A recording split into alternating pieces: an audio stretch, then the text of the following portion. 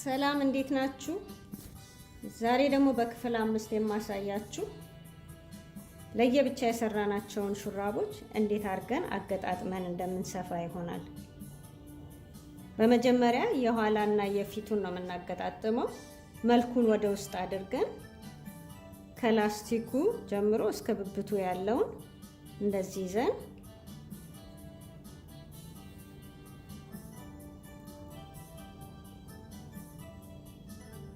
እንደዚህ አስተካክለን እንሰፋዋለን።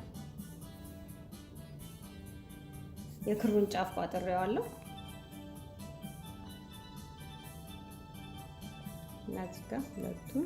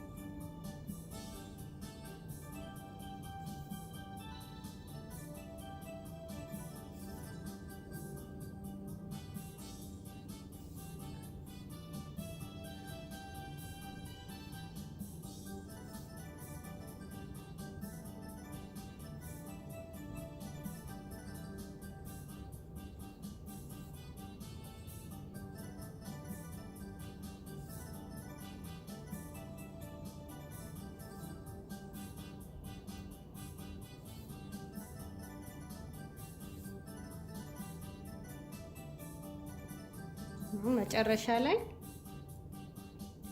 መርፊያውን በዚህ ውስጥ ታሾልኩና ታጠብቁታላችሁ።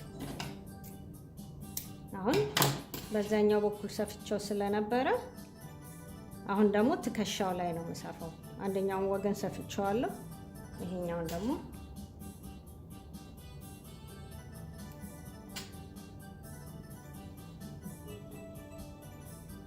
አሁን ደግሞ ከትከሻው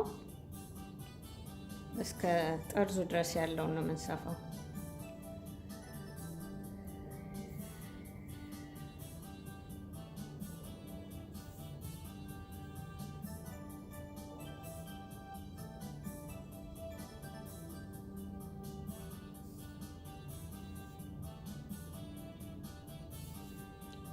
ይሄን ከሰፋን በኋላ አሁን ያኔ የፊቱን ስንሰራ ረዘም ያደረግነው ጠርዙን፣ ምክንያቱም የኋላውን ከሰራን በኋላ እንደዚህ እንዲሰፋ ብለን ነው እና ክሩን አልቆርጠውም፣ እዛው ሳለ ከጠርዙ ጋር አያይዘዋለሁ።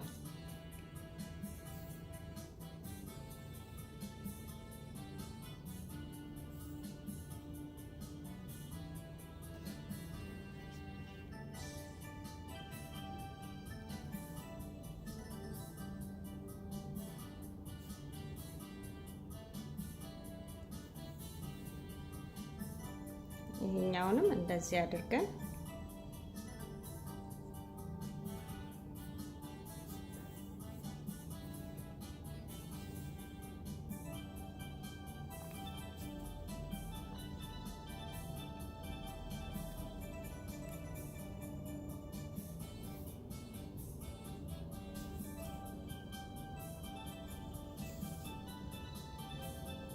አሁን እዚህ ጋር እንቆርጥና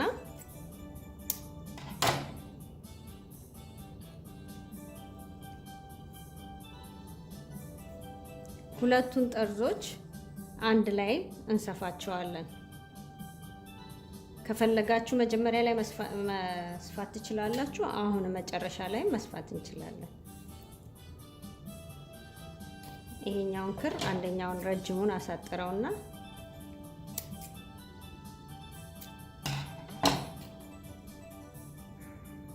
እንዳይተረተር እዛው ላይ ደርበን እንሰፋዋለን።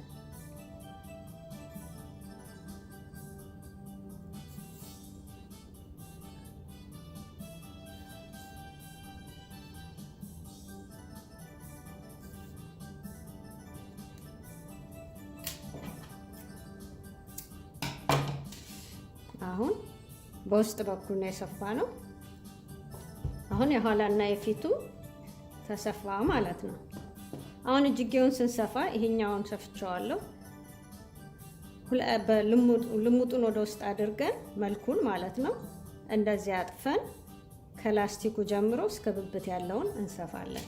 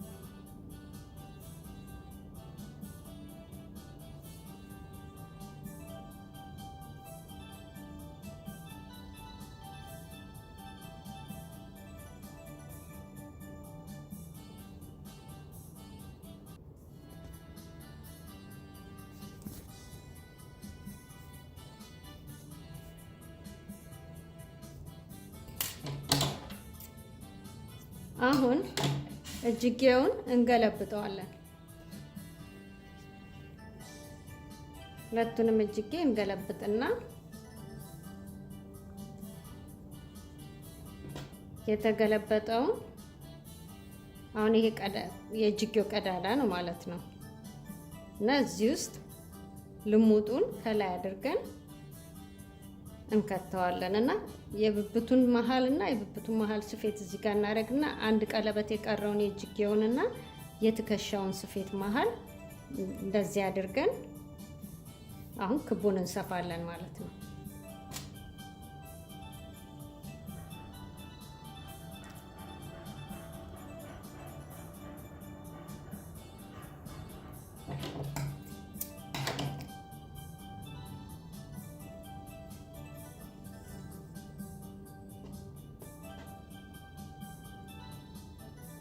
አሁን የብብት ስፌትና ስፌቱን አንድ ላይ አድርገን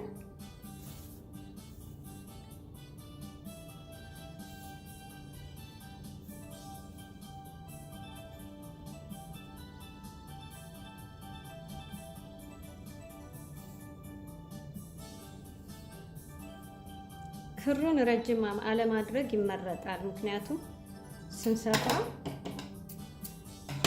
እንዳይጠላለፍብን ማለት ነው።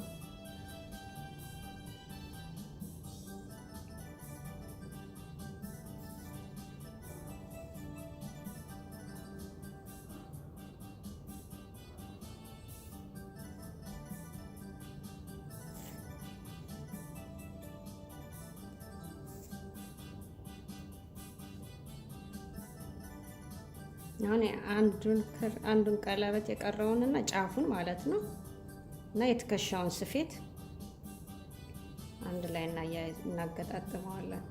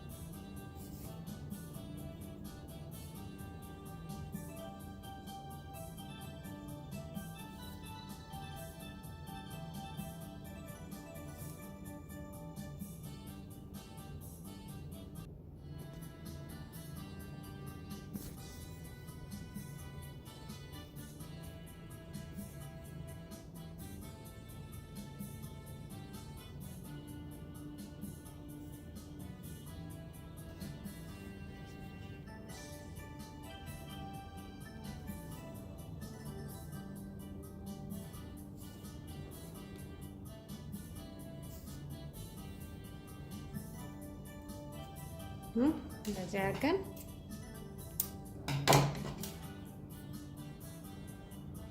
እንጨርሰዋለን። አሁን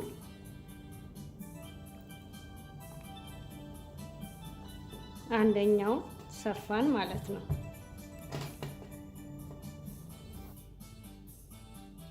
ሁለተኛውን እጅጌ ደግሞ ልክ ይሄኛውን እንዳደረግነው በዛ መልኩ እንሰፋዋለን። ለዛሬ እዚህ ላይ በቃናል። ምንም አይነት ጥያቄ ካላችሁ ኮመንት ላይ አስቀምጡልኝ። የሚቀጥለው ቪዲዮ ላይ ደግሞ የተለያዩ ንድፎች የሹራብ ንድፎችን ይዤላችሁ ቀርባለሁ። ሰብስክራይብ ማድረግ አትርሱ፣ ላይክ ማድረግ አትርሱ። በክፍል 6 ቪዲዮ ላይ እስከምንገናኝ ድረስ ደህና ሰንብቱ። አመሰግናለሁ።